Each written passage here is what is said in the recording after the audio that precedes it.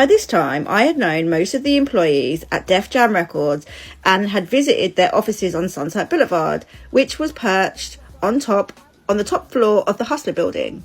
A girlfriend of mine and I had gone to an LL Cool J video shoot in order to meet with one of Def Jam's employees. Sorry, that was my cat. He's dreaming, he's having a great time. Within seconds, my eyes landed on the person we were there to meet. We sat and talked for a few moments before another man came over and introduced himself. "Hey, I'm Hype," he said casually. "What are you doing next week?" I was taken aback and wasn't quite sure who he was, yet I answered, "Nothing." "You didn't know who Hype Williams was?" Really? Okay.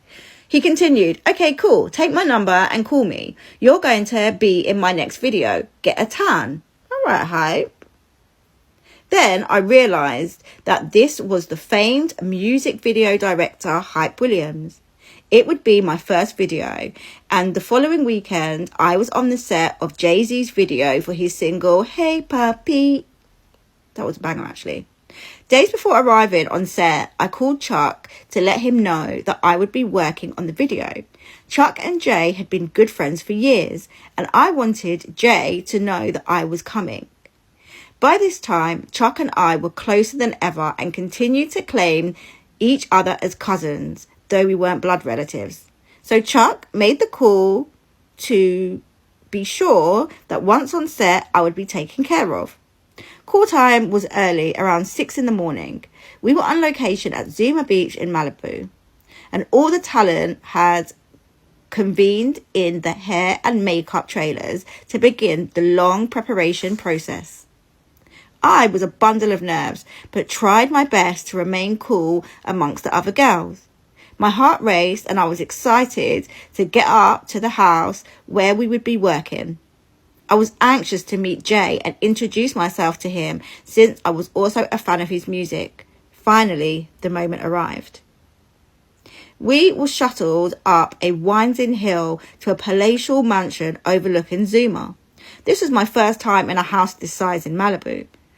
This was also the first time Jay and I would speak.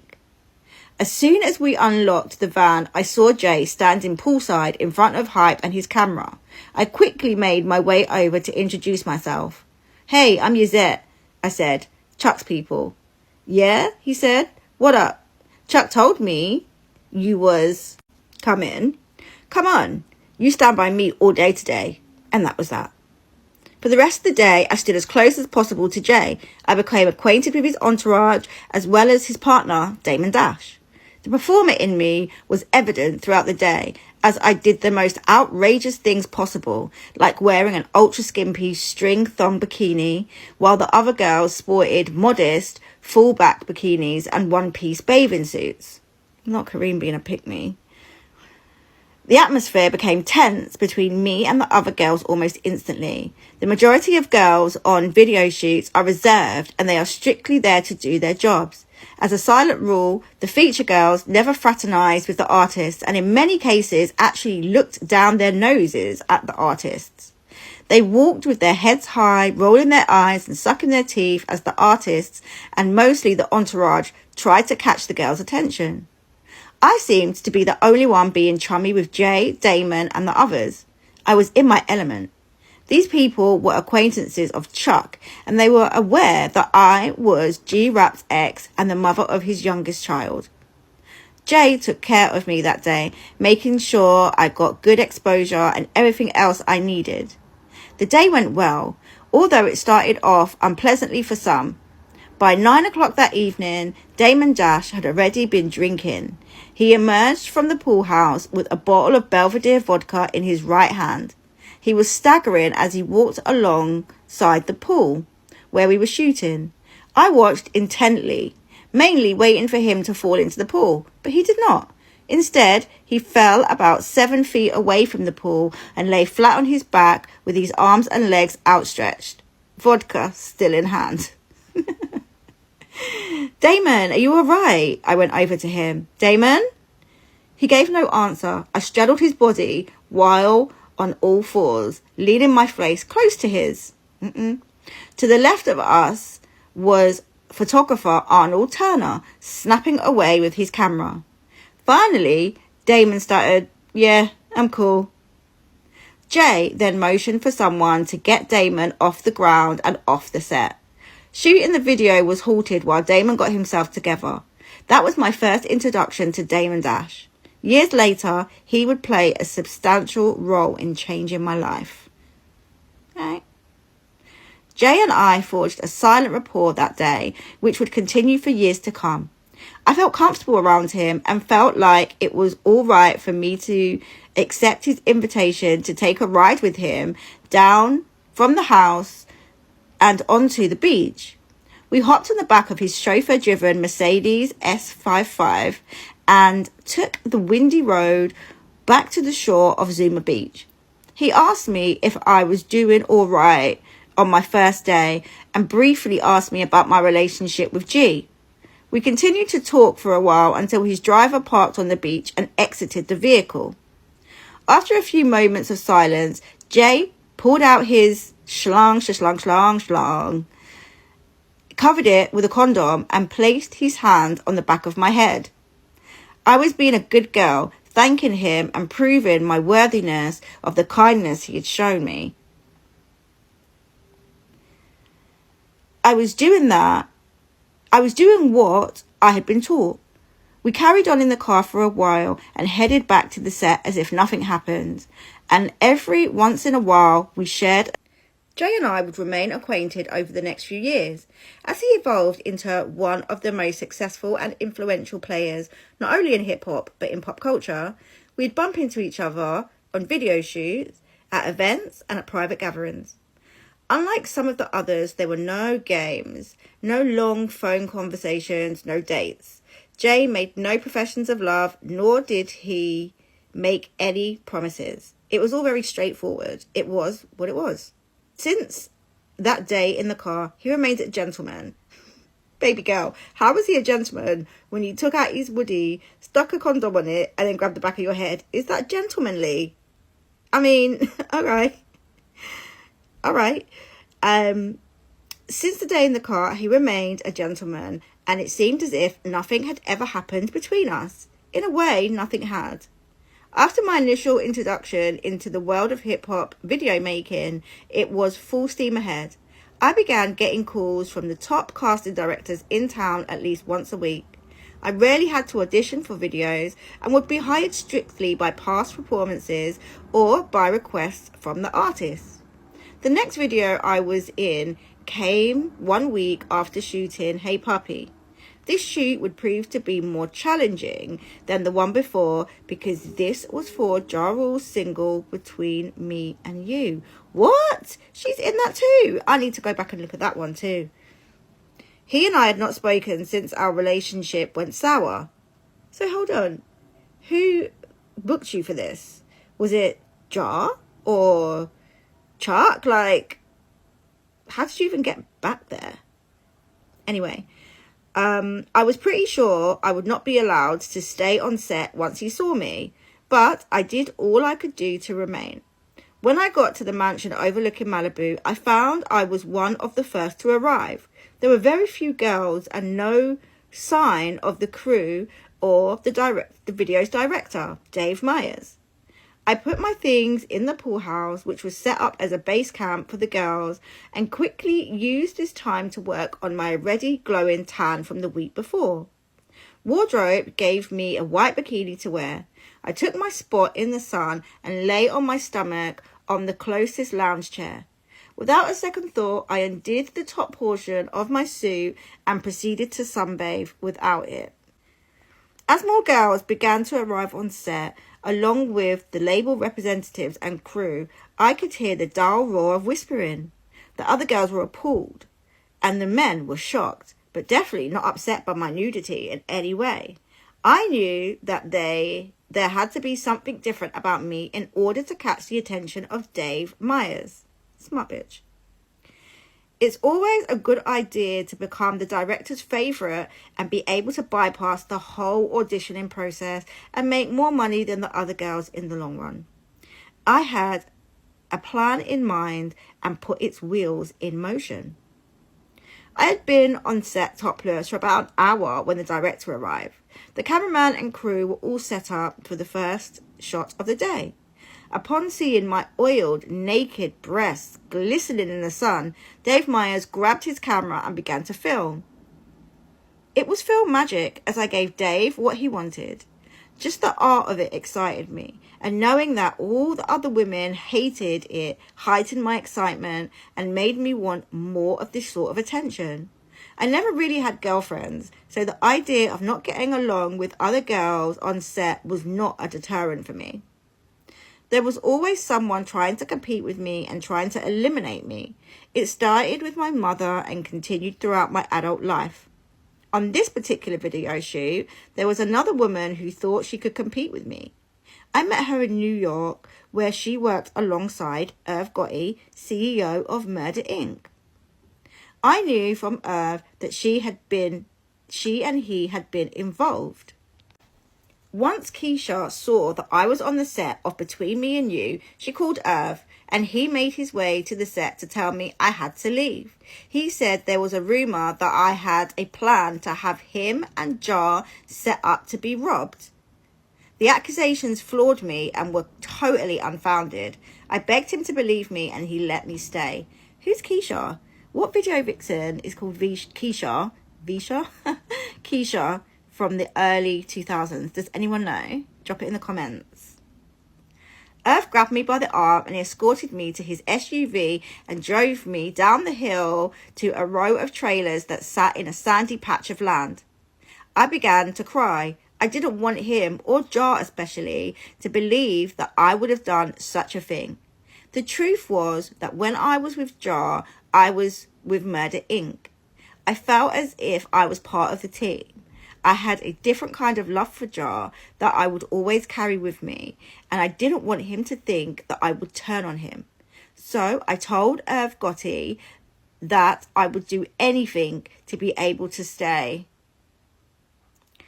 I would do anything for them to believe me. I told him how much I loved all of them and considered them friends and would never plot against them. If you really mean what you say, then show me, he said, clearly aroused. Unfortunately, this was a familiar scene to me. And there in the trailer, I apologized to him for anything I may have done, and even for things I had not, and he forgave me. After my apology to Gotti, we returned to the set together. He let Jar, Keisha, and everyone know that it was cool for me to stay, and that the entire situation had been a misunderstanding. I was back in, and no matter what it had cost me, namely my dignity and self-respect, happy to be there. It was evident to me that Keisha thought of me as being less than her. In her mind, I could be easily discarded, as no doubt many girls had been before. However, on that day, her seniority over me was overridden. From that day on, Keisha and I would have a silent feud. Not only did she not replace me on the video set, but I replaced her as Gotti's lover. It's funny how back then our disdain for each other seemed important and just, but in retrospect, we weren't all that different after all. We were both smart women who deserved so much more than feuding about who stayed on a video shoot and who got priority in Gotti's bed. The rest of the video went off without hitch. Jar and I resolved our past issues and even posed for pictures together while I unbraided his hair in the jacuzzi. Oh, okay. I think I remember that. I was back with the ink. By the end of the shoot, I was sure that I had gained a few enemies in other girls, but I had also gained a friend in Dave Meyers who looked out for me professionally. My next few videos would be strictly for Dave Meyers, but soon I found myself working with many other prominent directors and artists in the business.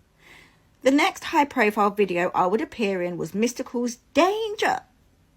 Danger! Get off the floor! Directed by Little X.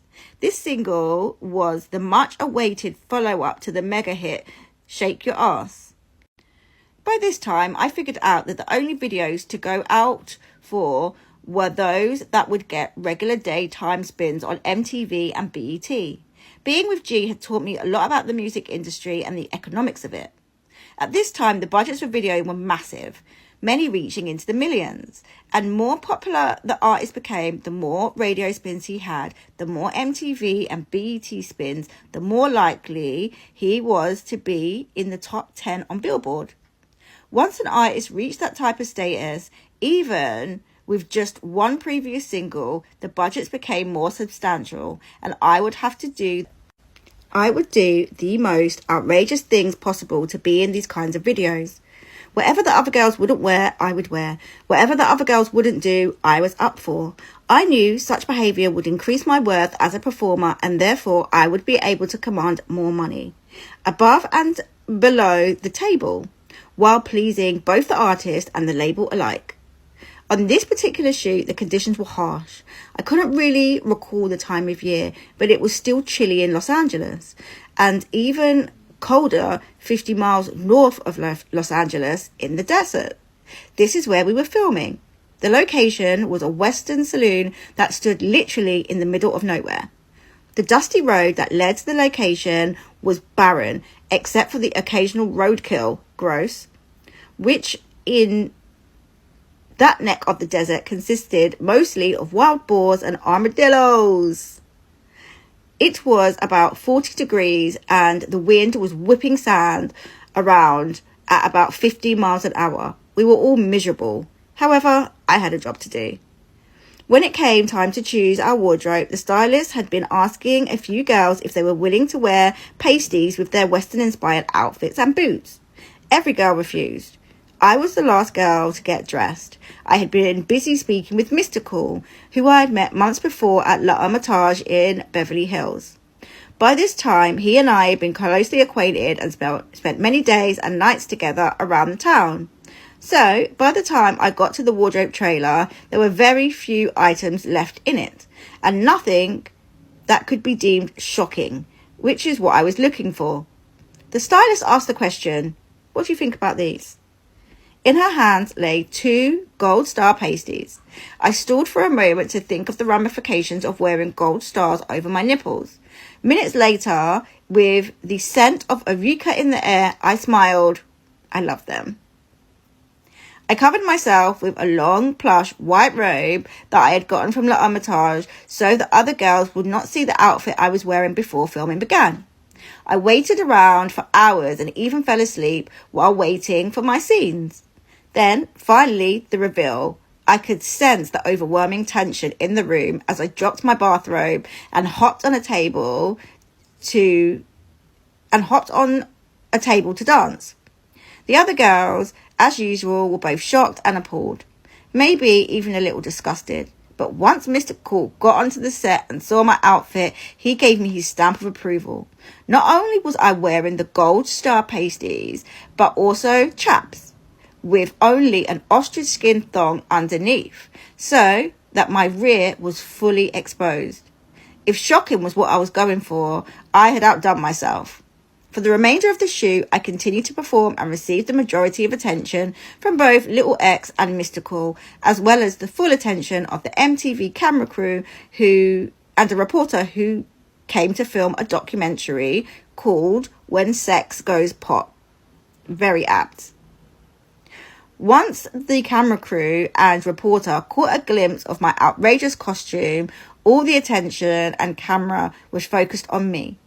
At one point, the manager of singer Nivea, who was featured on the single, complained to the camera crew that his artist was the star and she was not being interviewed, yet I was.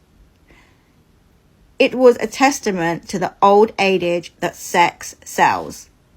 The rest of the shooting day and the following day went smoothly. By the end of it, I knew that I had again created and sustained many enemies within a core group of girls who worked on many of the same videos as me.